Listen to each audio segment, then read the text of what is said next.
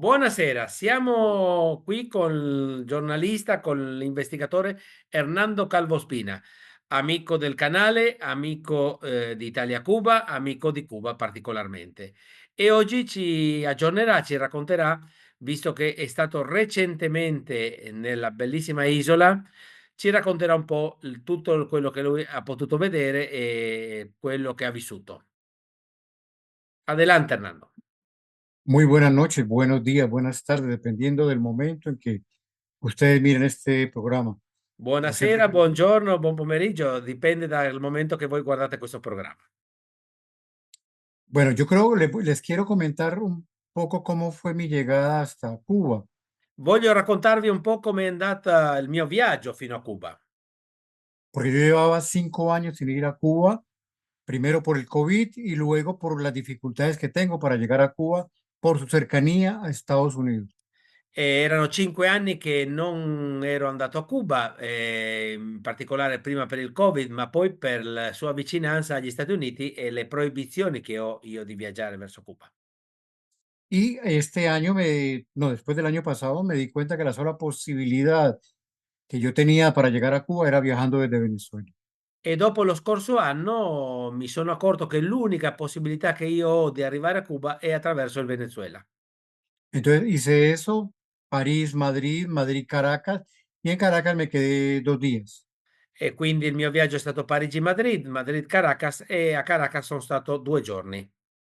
Y les comento esto porque quiero también aprovechar para contarles lo que volví a ver en Caracas después de enero, que fue la posesión del presidente Maduro. E volevo proprio raccontarvi questo perché volevo anche dirvi quello che ho visto a Caracas, da gennaio, che è stato quando sono andato alla presa di possesso del presidente Maduro. Ustedes saben muy bien que bueno, espero que ustedes sepan que los grandes medios de información tienen una campaña tremenda de mentiras sobre Venezuela, tres países en particular: Venezuela, Cuba y Nicaragua.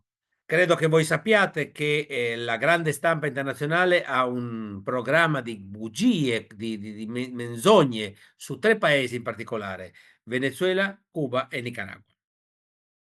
Y bueno, cuando estuvimos en el mes de diciembre, perdón, de enero, nos dimos cuenta de todas las mentiras que había, que lo que la prensa contaba a nivel internacional, nosotros no lo veíamos en Caracas particularmente. E quando siamo stati il mese di gennaio ci siamo accorti che quello che la stampa raccontava a livello internazionale non era quello che noi vedevamo a Caracas il mese di gennaio. Ahora, en marzo, lógicamente, la prensa bajó la cantidad de espuma con las mentiras que se decían de Venezuela. Más o menos Venezuela casi que un poco ha desaparecido del interés de la prensa. E adesso in questo viaggio che ho appena fatto, la stampa ha diminuito quella quantità di schiuma che aveva rispetto alle notizie. Diciamo che un po' Venezuela è sparita dalle prime notizie della stampa. Y realmente es que en Venezuela no, y digo, bueno, en particular Caracas, no pasa nada. La gente va al trabajo, la mayor preocupación de la gente es paz para poder trabajar y poder vivir bien y tranquilos. Eso es la preocupación mayor de los venezolanos. E quindi in Venezuela, in particolare Caracas, io ho visto una situazione normale di tranquillità dove la gente ha bisogno di pace e tranquillità per andare al lavoro e fare la sua vita tranquilla. Y como siempre yo he repetido, no es de ahora y no es de 2014 más o menos, que la guerra está afuera, la guerra contra Venezuela, así como contra Cuba, la guerra está afuera. Adentro, pues sí, sí, a veces hay estallidos de protesta, ¿no? Eso no se puede negar, pero la mayor parte de la guerra está afuera. Quien se crea la guerra son los medios de información internacionales afuera. Quindi, come ho sempre detto, in particolare dal 2014 in qua, la guerra è fuori, non è dentro il paese, la guerra è nei mezzi di informazione che stanno fuori. Pero sí les quiero decir de que a pesar de que eso no se nota, sí creo que hay una especie de guerra por debajo, a nivel, se están preparando ataques terroristas, están preparando grupos paramilitares, pero los servicios de seguridad venezolanos se han preparado mucho sin necesidad de represión, sin necesidad de tortura, pero sí la contrarrevolución está preparando eso, aliado con Estados Unidos y otros países.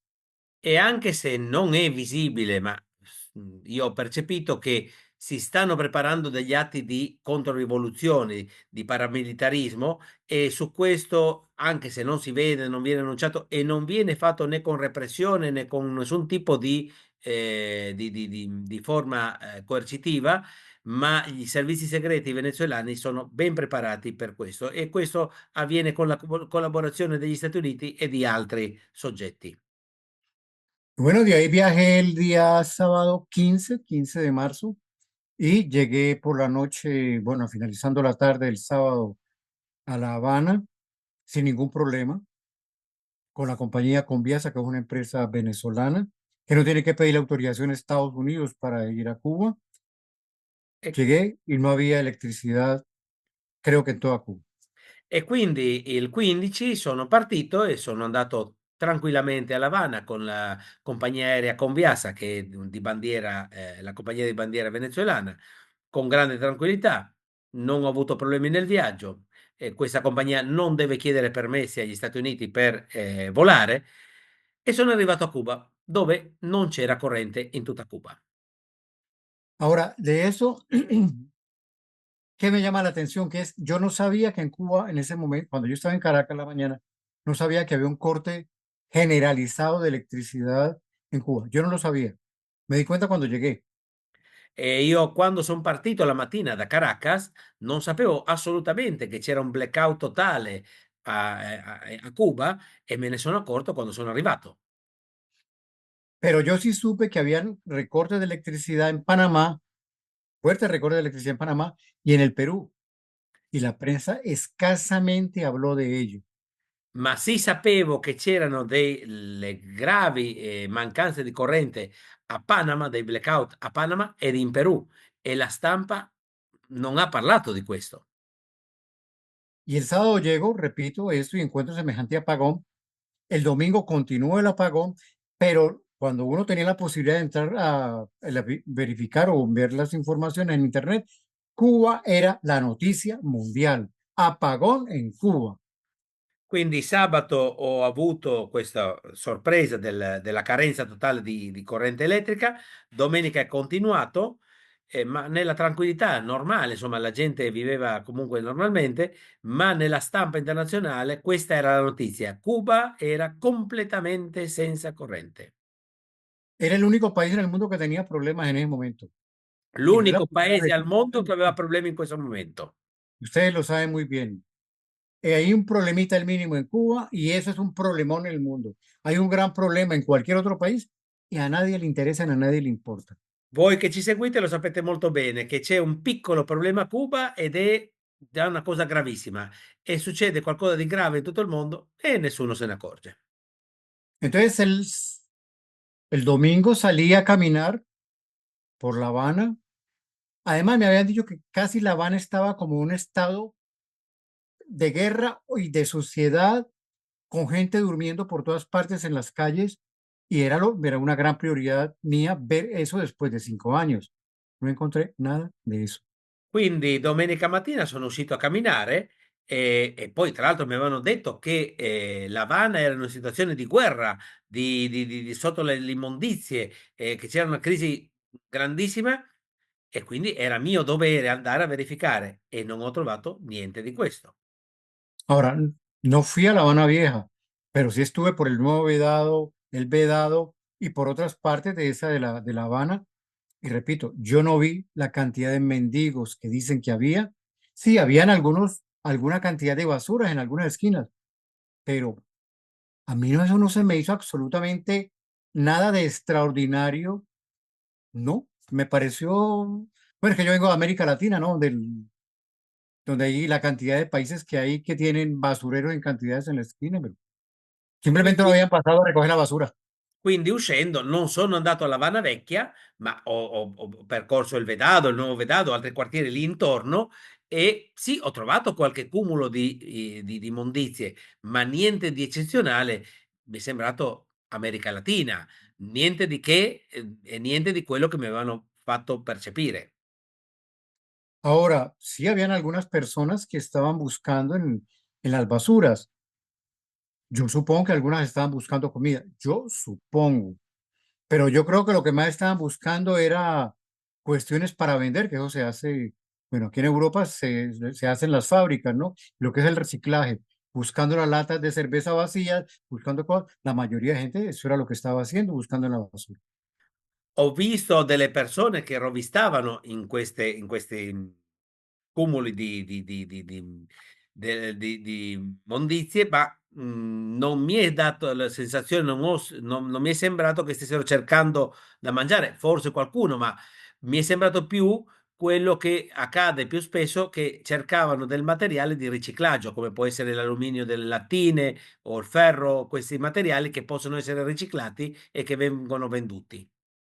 Ahora sí, sí, David, vi después de 5 años, sí, vi algunas personas que estaban pidiendo limosna. Lo que pasa es que, lo puedo decir, no es imposible comparar las personas que estaban pidiendo limón en la calle, que eran, vi muy pocas, a la cantidad de personas que piden limón en París.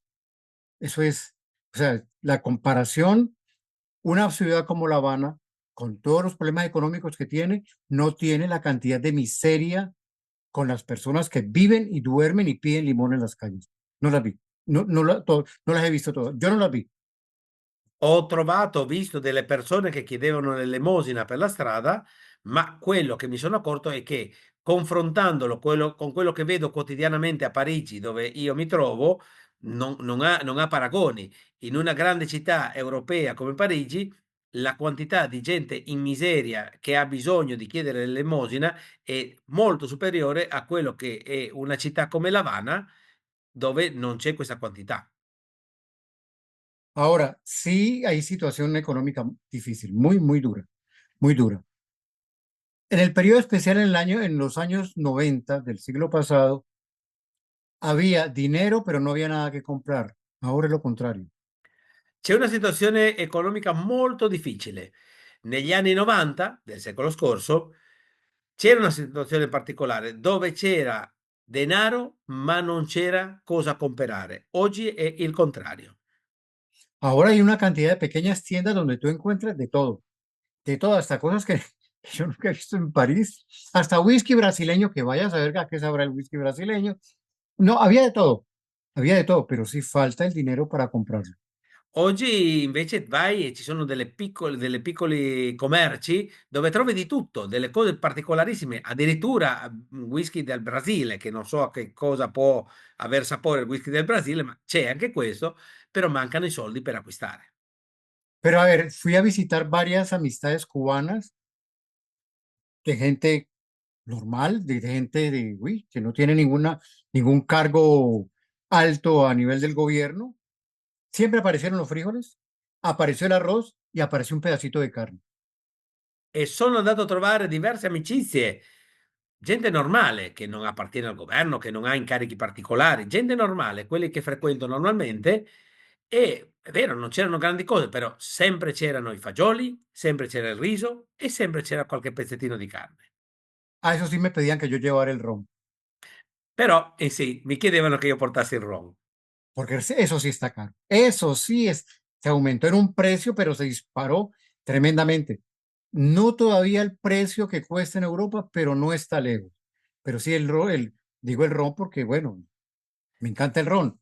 Y si eso a comparación de hace 5 años, se disparó el precio del ron. Bueno, que también es cierto que el que le guste el ron que lo pague. Sì, il ron è salito di prezzo eccezionalmente, non ai costi che ha qua in Europa, ma sì è cresciuto molto. Quindi chi gli piace il ron che lo paghi. Entonces eso sí, y lo otro que me preocupa y no tenía necesidad de ir a La Habana para darme cuenta o para sentirlo, es el desangre que existe en Cuba de la gente que está partiendo, sobre todo la juventud. E quello che sì mi ha fatto un po' pensare è la quantità di gente che sta partendo, soprattutto la gioventù. Eso sí me preocupa y yo lo siento como un goteo, ¿no? son gente muy bien formada, que lógicamente en el extranjero, sin importar el país, los son bien recibidos por la capacidad que tiene, por la formación que les han dado en Cuba, pero Cuba se está quedando sin muchos jóvenes. È come una goccia che continua a cadere. Tutta questa gente che è preparata, che è stata formata a Cuba e che sta andando via e in particolare sono molti giovani. Entonces, a ver, yo los entiendo, o sea, yo no voy a entrar a criticar a las personas que se van, los jóvenes que se van, me duele eso sí que se vayan, pero es que yo lo decía hace poco en otra entrevista que me hacían, este bloqueo y esta guerra de Estados Unidos a Cuba, más que el bloqueo, yo creo, yo, en mi opinión, más que el bloqueo económico, es la ruptura social y familiar que ha impuesto esta guerra de Estados Unidos a Cuba. È una cosa che mi fa veramente pensare che più che questo blocco, tutte queste misure, più che il blocco economico, è la rottura sociale che ha imposto questo blocco economico dentro la società cubana. Y eso, o sea, es atrás de la guerra económica, es la guerra psicológica que ha dado para esta ruptura desde 1960, que comenzó con la famosa Operación Peter Pan. Appunto, è più che la guerra economica o oltre la guerra economica, è questa guerra psicologica che colpisce molto ed è una guerra che è iniziata dal 1960 con la operazione Peter Pan. La Operación Peter Pan, para resumirla muy brevemente, fue decirle una campaña de la CIA donde se decía de que el gobierno cubano les iba a quitar los niños a los padres, los iba a enviar a la Unión Soviética o se los iba a mandar a los campos de concentración y entonces los padres comenzaron a mandarlos a Estados Unidos hasta niños de 2 y 3 años, rompiendo la familia. E per dirla in poche parole, l'operazione Peter Pan è stata un'operazione fatta, dagli Stati Uniti, organizzata dove, dicevano alla gente che la rivoluzione cubana avrebbe prelevato questi bambini, li avrebbe mandati all'Unione Sovietica per formarli, per cambiarli, per estrarli dalla famiglia, che li avrebbe, proprio estrapolati dalla famiglia. Quindi questo ha creato, un disagio psicologico in queste famiglie. Yo creo que fue la primera guerra que se comenzó, donde se comienza a dividir la familia y la sociedad cubana. ¿Por qué? Porque es el miedo al comunismo, era que en esa época, que todavía más o menos funciona, pero que en esa época era muy fuerte. Entonces, así poco a poco la gente se iba por temor al comunismo, para proteger a su familia, para proteger a sus hijos. E quindi è stata la prima guerra che si è fatta di questo genere qua, proprio insediando il timore al comunismo, insediando il timore a questo cambiamento che stava avvenendo a Cuba e, la gente spaventata ha cominciato a fuggire, andare via. Y ahora, después del que se acaba la Unión Soviética y Cuba se queda sola, la guerra psicológica y económica es más tremenda, ¿no? Y es eso, dirigida a romper la sociedad cubana, a romper la familia cubana, que es lo que se está dando ahora. La gente ahora tiene que, en particular los jóvenes, irse del país para buscar algo económico, algo de que ayudar, mandar a Cuba, ayudar a la familia, pero de todas maneras hay una ruptura, ¿no? Una ruptura. Así puedan volver a Cuba, pero hay una ruptura de todas maneras. E quindi dopo la fine dell'Unione Sovietica, Cuba si è trovata da sola e questa guerra psicologica è stata molto più forte ed è quella che ha creato questa rottura della famiglia, del fatto che la famiglia, non sia più, unita come lo era ai primi tempi della rivoluzione. Ahora, pero también miremos una cosa, hasta yo estoy mirando a Cuba, pero miremos todo el resto del país. Colombia tiene 60 millones de habitantes, de los cuales 10 millones estamos afuera, Guardiamo por una razones cosa, económicas. anche io lo guardo, perché guardiamo Cuba, però anche io devo guardare Colombia ha 10 milioni di abitanti fuori dal suo paese. Ahora, ¿cuántos millones de mexicanos viven en Estados Unidos? Ya han partido de salvadoreños, de nicaragüenses, de guatemaltecos. Pero como ahora miramos con la electricidad y los apagones, miramos a Cuba o nos hacen mirar hacia Cuba, que es grave, y es grave, es grave. Pero también en los otros países se está dando eso. E quanti messicani, quanti salvadoregni sono andati fuori dal loro paese? Ma come succede con l'elettricità, ci fanno guardare verso Cuba e non ci fanno guardare verso gli altri paesi. Quindi è grave, però guardiamo in generale quello che succede.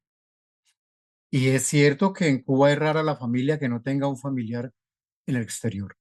Ed è vero che a Cuba è rara una famiglia che non abbia un familiare all'estero En Colombia también.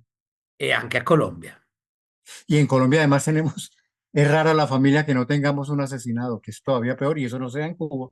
E poi in Colombia è rara la famiglia che non abbia un assassinato nella sua famiglia e invece a Cuba questo non c'è.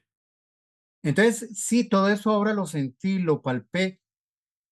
Hay optimismo y la tristeza que hay es de los jóvenes que están partiendo, sobre todo jóvenes. Pero, o sea, sí hay la preocupación de la cuestión económica, sobre todo la cuestión de la electricidad, que es muy jodida, es tremendamente jodida. E quindi, Pero nadie quiere, donde yo hablé, donde yo escuché, no quieren que la revolución se acabe, ni que el Estados Unidos vuelva. e quindi per quello che io ho potuto vedere, sì, sono situazioni difficili, soprattutto per i giovani, c'è ottimismo, però questi problemi pesano. In particolare la situazione dell'energia elettrica è quella che pesa, ma nessuno vuole che la rivoluzione finisca, quindi su questo c'è una solidità. Ahora, ¿por qué esta cuestión eléctrica? Mira, yo vivo en Francia hace ya demasiados años. Si aquí nos quitan la electricidad 2 horas, y además, y peor, si no nos anuncia que la van a quitar, eso es terrible. Estoy hablando de 2 horas. No, Fa- 2 horas es demasiado. Faccio un esempio, io vivo in Francia, faccio l'esempio sull'elettricità. Io vivo in Francia ormai da tantissimi anni e se qua in Francia ci tolgono l'elettricità per 2 ore, ma 2 ore sarebbe troppo, se non ci avvertono prima, questo diventa un problema grave, gravissimo. Lo primero que pensamos nosotros es, se nos va a descongelar la carne. Y como aquí no tenemos la costumbre de que la carne es congelada, se puede volver a congelar, entonces el problema es muy grande. E la prima cosa che noi pensiamo è si scongela la carne e come qui non abbiamo l'abitudine che la carne scongelata si torna a congelare, il problema è molto grave. Entonces imagínate, yo hablo de esto porque hay que ponerse en la situación de un cubano y de su sentimiento, hasta de rabia, que se va la electricidad y lo que había ahorrado, aquellas pequeñas cantidades que había ahorrado de cualquier alimento, se va la electricidad y se va a dañar. Eso es una realidad. E quindi anche il pensiero del cubano è quello che va via l'elettricità e quel po' di alimento che era riuscito a racimolare andrà a deteriorarsi, quindi è grave, è molto grave per loro.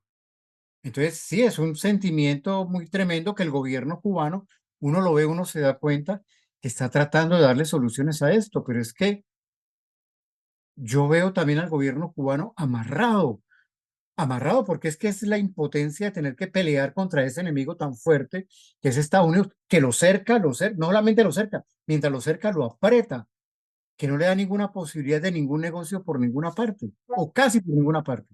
E quindi vedo questi problemi, vedo che il governo cerca di porre rimedi a questi problemi qua, ma lo vedo anche che sono legati proprio dalle misure che vengono prese contro di loro, quindi è una situazione che non gli permette di andare da nessuna parte. Mira, yo le decía, le preguntaba a muchos cubanos, de los que me encontré, yo no sé, 15, 20 cubanos, yo les decía, ustedes quieren ser el presidente de Cuba? Io Esa pregunta se la hice por lo menos a 15 personas, Io cubanos todos. ho trovato dei cubani in giro e la domanda che gli chiedevo: "Voi vorreste essere il presidente di Cuba?" ¿No? L'ho chiesto a tutti. Todos me dijeron no, no, no, no, no, no, Tutti mi han no detto: "No, no, no, no, no". caer en ese problema tan tremendo, sí, porque yo también veía al presidente y pienso en el presidente Díaz Canel, que creo que tiene un compañero con muchas capacidades, pero le ha tocado duro. Le ha tocado tremendo duro por dos situaciones. Es que yo pienso así rápidamente, ¿no? Sobre todo por dos situaciones. Io penso al compagno, al presidente Díaz-Canel e credo che gli è toccato molto, ma molto duro questo momento, in particolare per 2 situazioni. La primera, la más dura, es tener que ser el sucesor de Fidel y Raúl. Eso La prima e es la più tremendo. difficile è sicuramente quella di essere il successore di Fidel e di Raúl. Sin tener que pensar en cuestiones ideológicas. Yo pienso también cómo fueron los sucesores de Stalin o cómo fueron los sucesores de Mao Zedong. Estas personas que de todas maneras, repito, independiente de la ideología y lo que uno piense sobre ellos, pero eran unas grandes personalidades mundiales. Y los sucesores, yo no sé cómo lo hicieron. Y lo que es lo que le está pasando ahora a Díaz Canel. È lo stesso che pensare a chi sia stato successore di Stalin o di Mao Zedong, e non è per una questione di ideologia, è quello di essere i successori di personalità con questo grande carisma, ed è quello Entonces, che gli sta succedendo a Díaz-Canel oggi. entonces sí, yo veo los cubanos le tienen una admiración, le tienen un gran respeto, pero la cuestión es que, sí, muy bien, ¿y cómo vamos a salir de esta? Y todo le toca a esta persona que muy joven, que tiene un equipo muy joven, que está apoyado por los veteranos que todavía quedan cerca, pero sí, la situación es muy grave. Y el segundo punto es tener que trabajar en medio de un bloqueo, de un arrecio de este bloqueo tan terrible que tiene Estados Unidos. E quindi, sì, vedo una persona molto capace, però giovane, con un gruppo attorno molto giovane anche loro, e in più la seconda difficoltà che io vi dicevo è quella di dover lavorare con un blocco economico così terribile che ogni volta diventa più aspro. Sí, eso es una pelea que se está dando en Cuba, como se dice popularmente, de león con un conejo amarrado. Es una pelea, esa es la pelea que hay. E quindi questa è la lotta fra un leone contro un coniglio legato. Questo è quello che succede.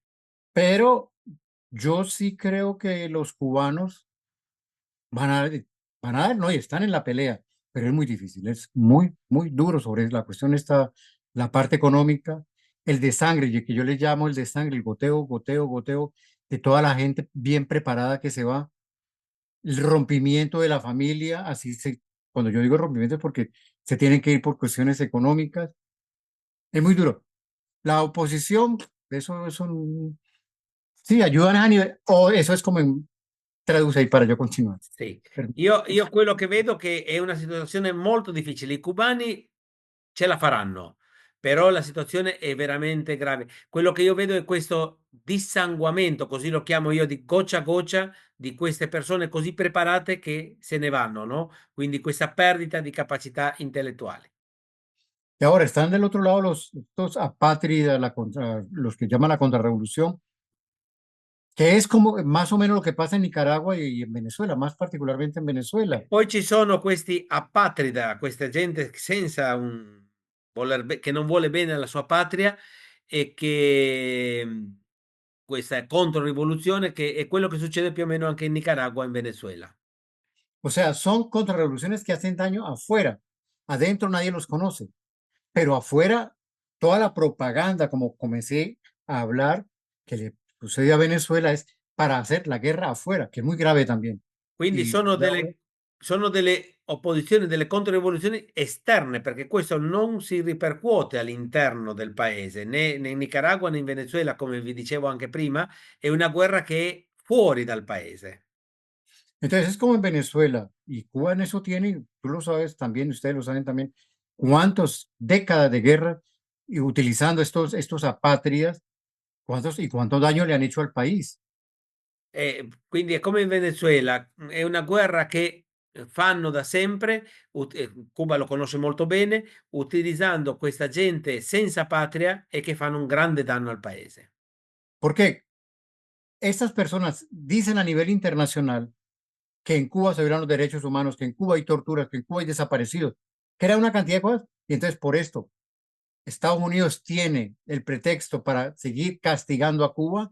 Naciones Unidas le llama la atención a Cuba que porque está violando los derechos humanos, todo el mundo, a partir de mentiras. O sea, ahí es donde está la guerra exterior. Guerra interior no hay, pero la guerra viene de afuera y afecta económicamente al país. Eso es lo que hacen estos hijos de su apátridas. E quindi, come dicevo, la guerra è esterna, ma attraverso queste menzogne che si creano, poi viene incolpata Cuba di non rispettare i diritti umani e quindi gli Stati Uniti pressionano su queste false informazioni e poi anche le Nazioni Unite richiamano l'attenzione su Cuba, sempre su queste falsità, ed è un danno che si fa di questi figli di apatridi. Y para terminar, quiero decirles, La Habana está linda, La Habana está linda. Eso es, sí, su gente sigue respirando Habana, con todos los problemas, sigue respirando La Habana, sigue respirando lo cubano, y La Habana está linda. E per No como, concludervi, no la idea que me habían contado a mí, la idea que, imagínate que hasta a mí me entró el cuento, yo llegué un poco temeroso de pronto ver mi Habana destruida, no, está muy linda. e quindi per concludere questa chiacchierata, voglio dirvi che l'Havana è bellissima. L'Havana è bellissima. Anche a me mi avevano raccontato ed ero arrivato un po' con quest'idea, ma poi ho guardato ed è bellissima. Creo que es todo, ¿no? Grazie Hernando, grazie di questa chiacchierata e ci torneremo a trovare. Muchas gracias. Muchas gracias a ustedes, a ti y a ustedes. Que estén bien. Y a una próxima.